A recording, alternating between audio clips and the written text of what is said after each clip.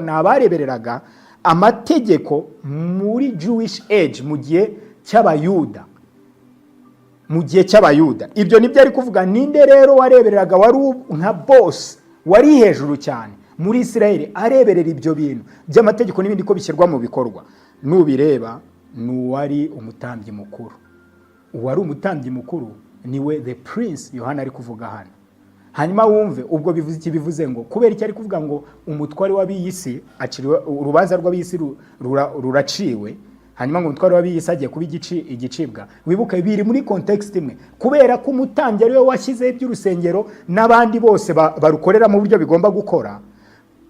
Akaba harimo inyubako, hakaba harimo urukuta rutandukanya inyubako ya mbere n'inyubako ya kabiri, rwo harimo inyubako ebyiri mu nyubako imwe. Ari kuvuga ayo mabwirizo wayazanye birasaba ko akurwa mu mwanya. Iri jambo kuba igicibwa bivuga dethroned, gukurwa mu ntebe ye.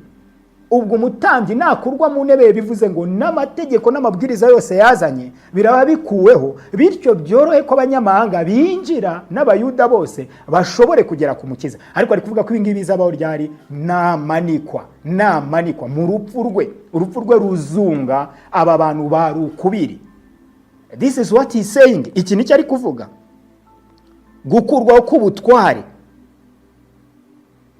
byari ugukurwaho k'urusika rwari hagati y'abayuda n'abanyamahanga, bigatuma abantu bose babasha kugera kuri Yesu.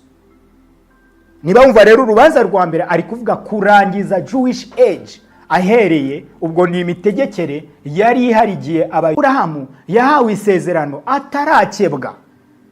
Ubwo bivuze iki? Bivuze ngo abatarakebwaga n'abanyamahanga, abakebwaga n'abayuda. Mu yandi magambo, Aburahamu abasogokuru w'amahanga yose, kubera ko ari abayuda ashobora kuba sogokuru wabo ariko kubwo kwizera, ndetse n'abanyamahanga akabasogokuru wabo